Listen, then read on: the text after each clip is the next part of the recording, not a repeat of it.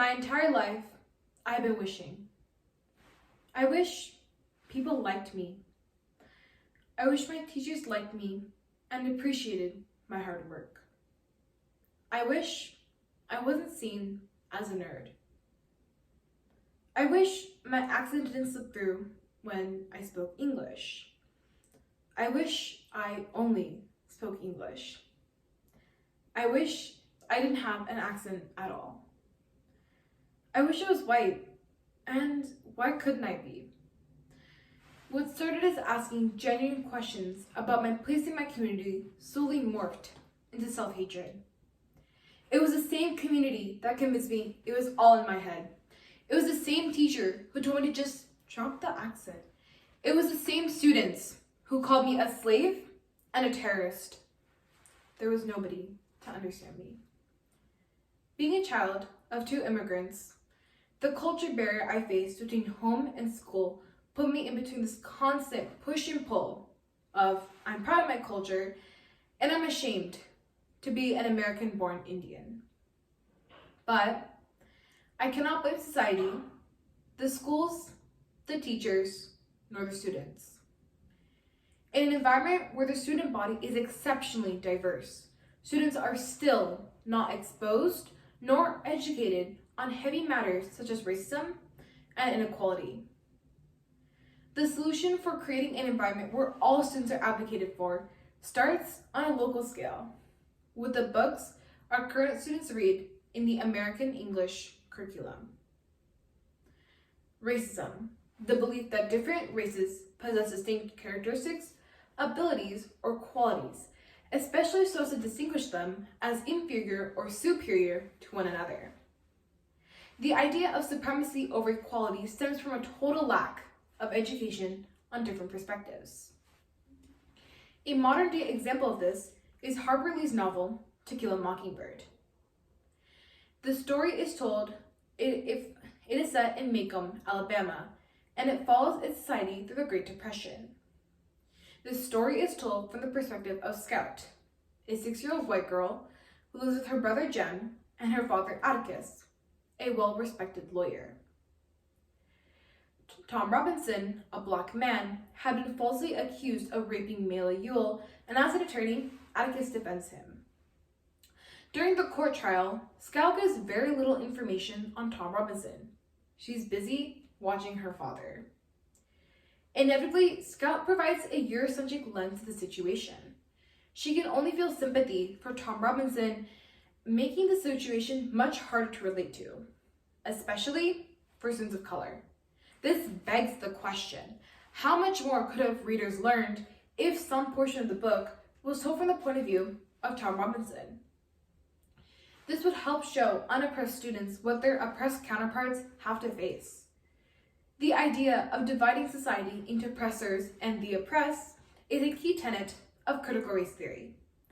Developed by Derek Bell, the idea states that racism is not only an individual's choice, but it is the result of legislature being purposely crafted against oppressed demographics.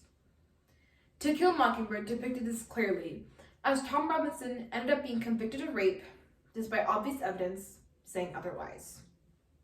In this novel, the oppressed group is the poor black community, whereas the oppressor is Mayla Ewell, a member of the white community. Increasingly, numbers of schools have banned educational materials containing critical race theory, but this is a step in the wrong direction. It is important having students understand that systemic racism even exists is the first step to creating an environment where all students are advocated for.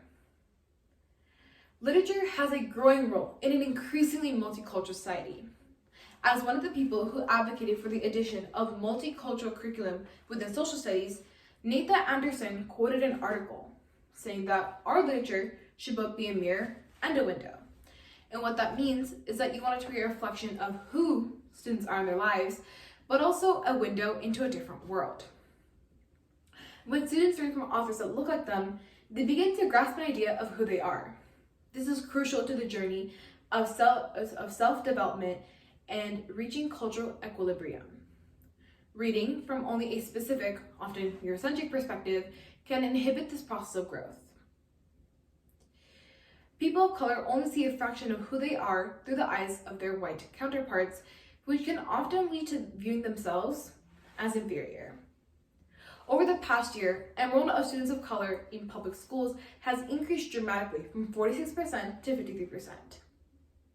As of right now, our literature does not reflect this change.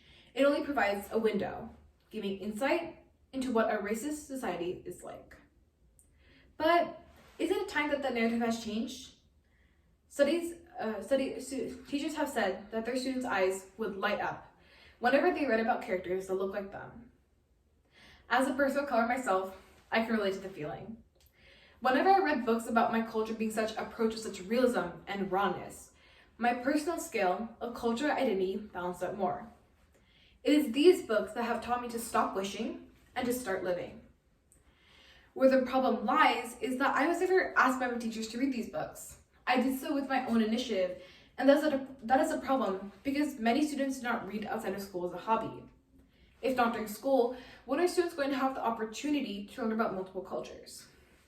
Studies have shown that students who learn from a multicultural curriculum have expanded critical thinking capacities. This is because they have multiple information sources put through multiple lenses. They're able to understand how way of life changes with respect to variation in geographic location. I would often enjoy telling my peers about Indian celebrations such as Dasera Mela and Raksha Bandhan. It gave me such joy and happiness to spread the culture I had at home and relate it to the one I had manifested for myself at school. Reading from a racially diverse curriculum can provide a lot of important topics to the table. Firstly, people learn how systemic racism is viewed through the eyes of those that have to go through it. This is important because it addresses an issue everyone contributes to.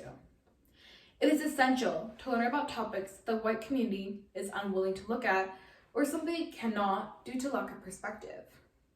Second, when students have the ability to read about characters that look like them and also what leaders fought for their rights. Reading about such characters serves as a constant reminder that being a person of color is a blessing and not something one can simply take a break from. The purpose of reading from a multicultural curriculum is to foster a sense of pride within students. No student should have to feel ashamed of something they cannot change. When a diverse curriculum is implemented, there are so many more opportunities for improving the rest of education. As a result, the teacher body will gradually become more diverse. And this is crucial because in terms of educating the next generation, students will have someone to look up to that can provide a multitude of perspectives to the table. In schools, the idea of having open-mindedness is preached constantly. Open-mindedness cannot truly manifest itself within students until they have learned to take in different points of view and ways of life. Employers in the future will want qualified individuals who are flexible and accepting of each other's differences. Starting today, a racially sound curriculum can already give the current generation of learners a head start. Kids today shouldn't have to worry about being treated differently because of their skin color. Kids today shouldn't have to worry about being stereotyped.